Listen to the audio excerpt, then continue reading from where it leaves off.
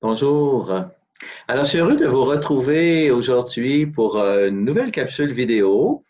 Il y a longtemps que j'en ai pas fait, si on accepte les homélies des 2 dernières semaines. Et je vous retrouve aujourd'hui pour un événement tout simple, qui est le fait que nous allons entrer dans quelques jours dans le mois d'octobre. Le mois d'octobre qui est le mois missionnaire et qui est aussi le mois du rosaire. Et cette année, donc l'an passé, nous avons vécu le mois missionnaire extraordinaire. Et cette année, j'oserais dire, même si ce n'est pas officiel, hein, nous allons vivre le mois du rosaire extraordinaire. Et donc, nous entrons dans un mois d'octobre très particulier. On ne sait pas exactement qu'est-ce qui nous attend, mais on sent bien que nous devons nous réfugier dans la prière et nous voulons, en ce mois du rosaire en particulier, nous réfugier dans le cœur de la Vierge Marie. Et alors, je voudrais vous proposer, donc, à cette occasion, une petite réflexion sur la prière du chapelet ou du rosaire. Et je le fais en m'inspirant de ce texte que vous connaissez peut-être, hein, c'est la lettre apostolique que le pape Jean-Paul II avait publié en 2002 à l'occasion de l'année du rosaire et qui s'appelle en français le rosaire de la Vierge Marie. Et dès le premier paragraphe, le pape Jean-Paul II disait ceci: avec le rosaire, le peuple chrétien se met à l'école de Marie pour se laisser introduire dans la contemplation de la beauté du visage du Christ. C'est beau, hein? Avec le rosaire, on se met à l'école de Marie pour se laisser introduire dans la contemplation de la beauté du visage du Christ et dans l'expérience de la profondeur de son amour. Et par le rosaire, le croyant puise d'abondantes grâces, les recevant presque des mains même de la Vierge, la mère du Rédempteur. Alors, on se met à l'école de Marie. Et ce que je vous propose, c'est qu'on puisse ensemble redécouvrir la prière du rosaire ou du chapelet. On connaît la prière du chapelet, sans doute que plusieurs d'entre vous priez déjà le chapelet.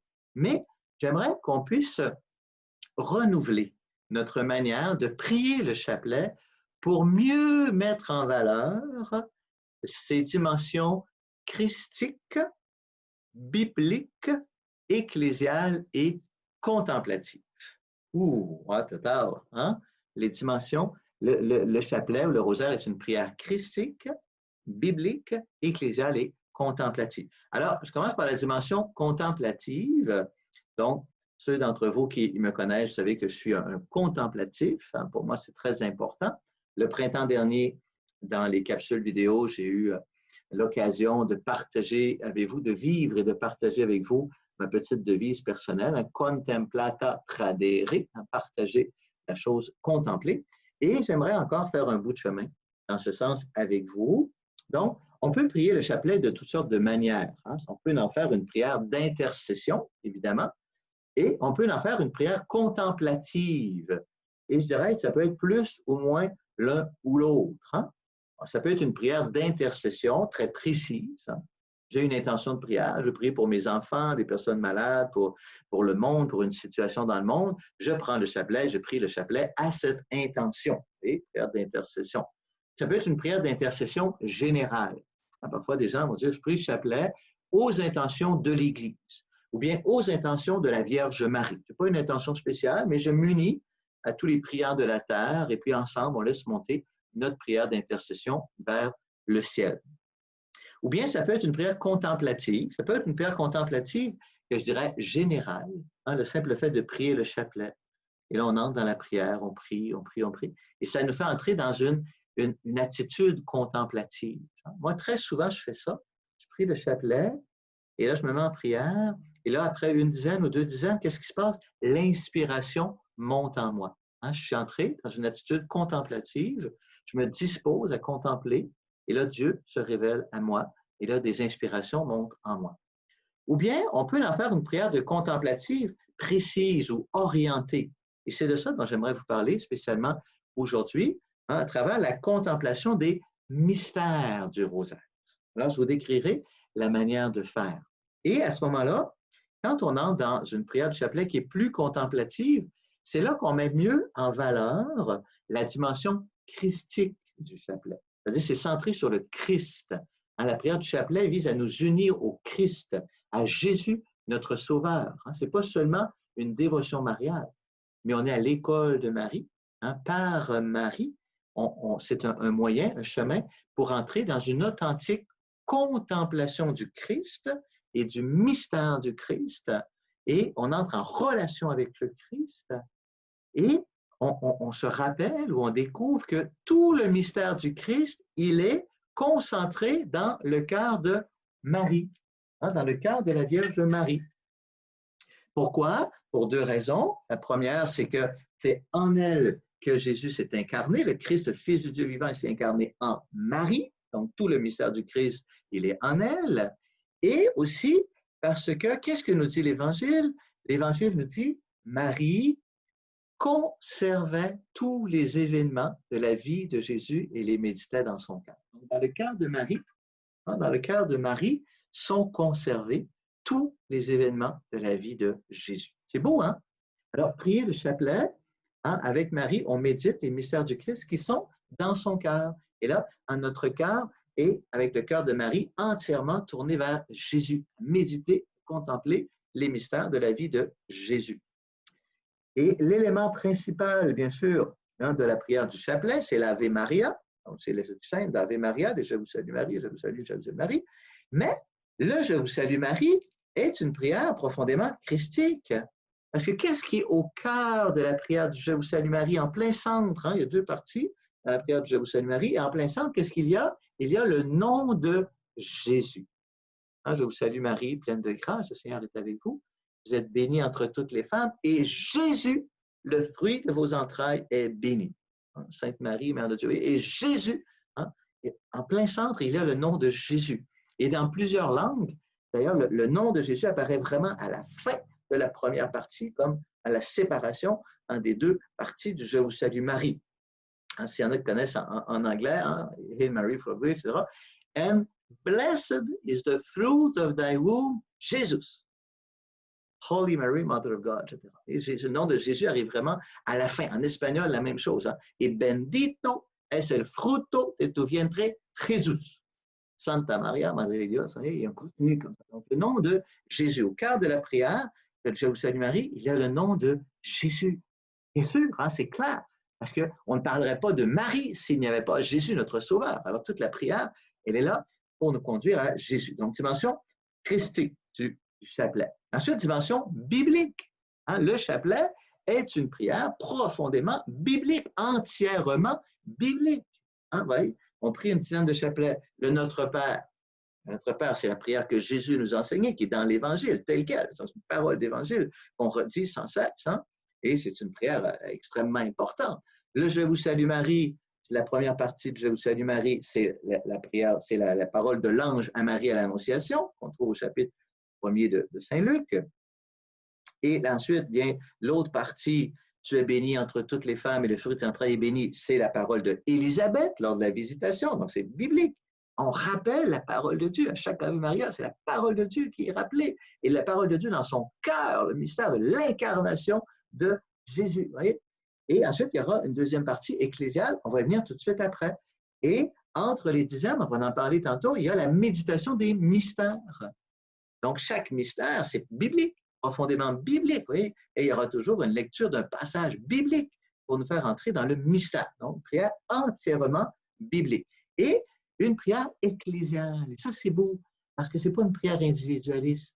Ça nous ouvre à toute la dimension de l'Église. Donc, la deuxième partie du Je vous salue Marie, qui nous vient de la tradition de l'Église, Sainte Marie, Mère de Dieu, prie pour nos pécheurs maintenant et à l'heure de notre mort. Amen. On reçoit cette prière d'intercession de la tradition de l'Église. Traditionnellement, nous sommes invités aussi à terminer le chapelet par une prière aux intentions du pape et de l'Église pour bien marquer cette unité, cette communion dans la prière.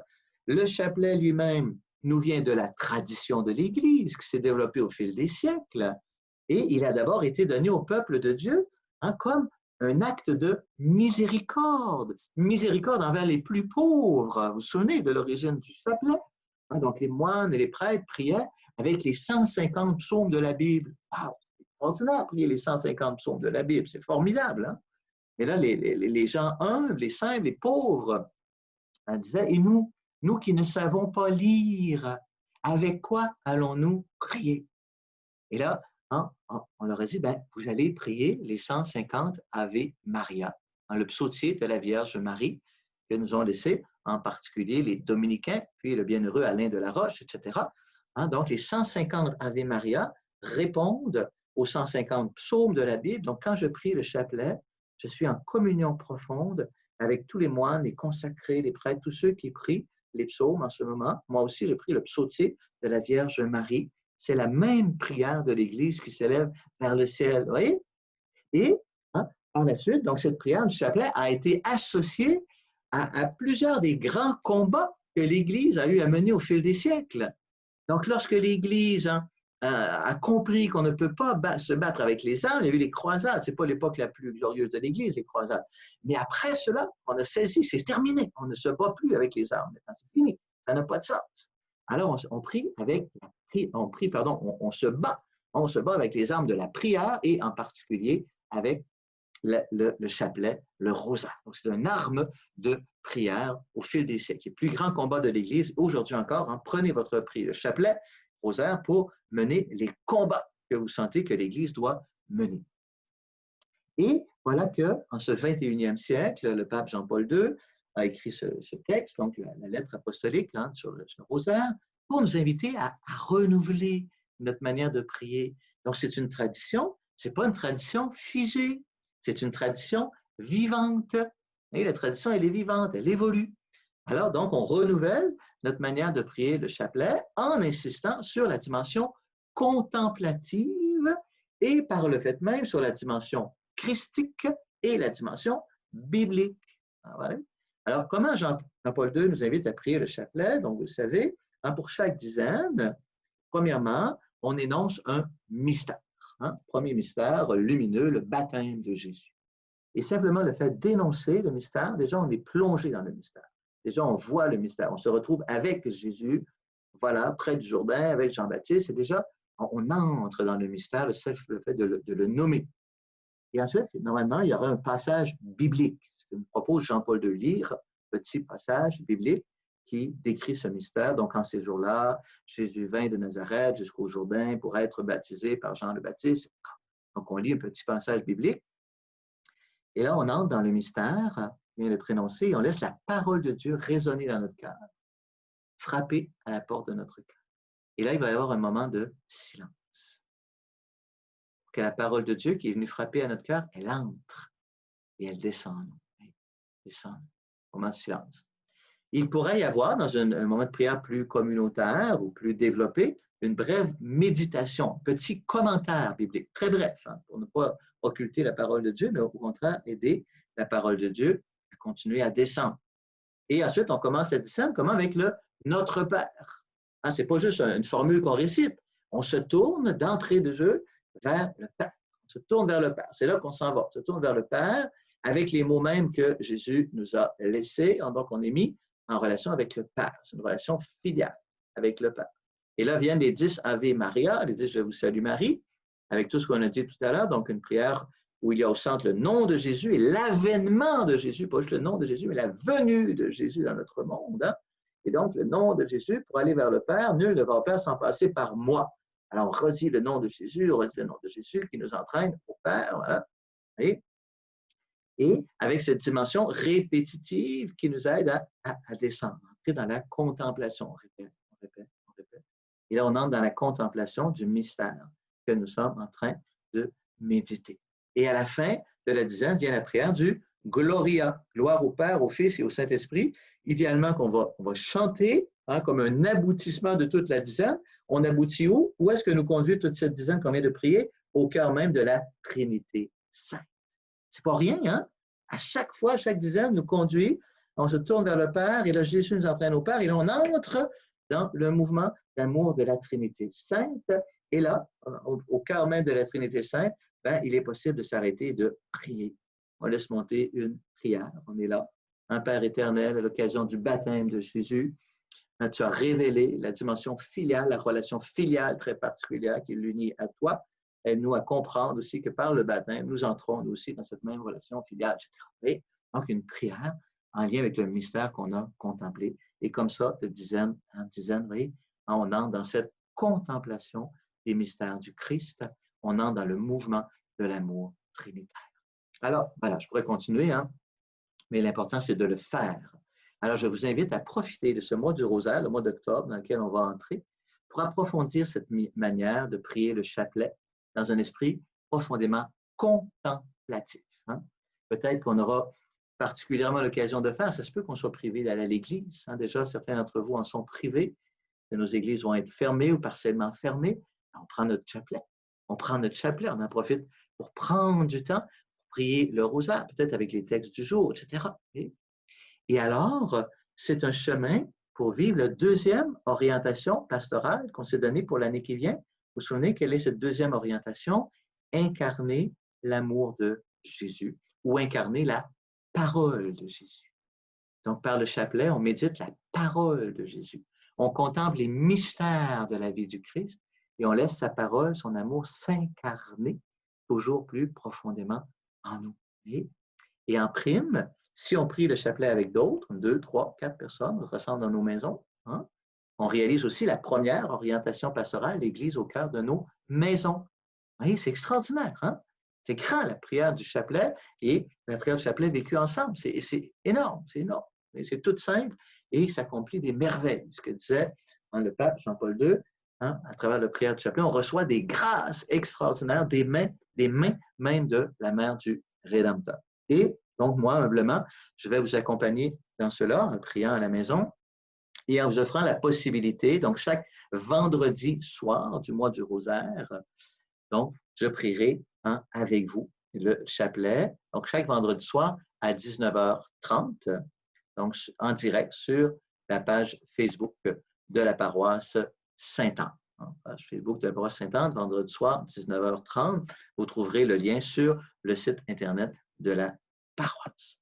Alors, voilà, entrons avec joie, avec foi dans ce grand mois du rosaire, mois d'octobre 2020, où le Seigneur va réaliser dans nos vies des merveilles. Alors, je vous accompagne de mon humble bénédiction, au nom du Père, du Fils et du Saint-Esprit. Amen.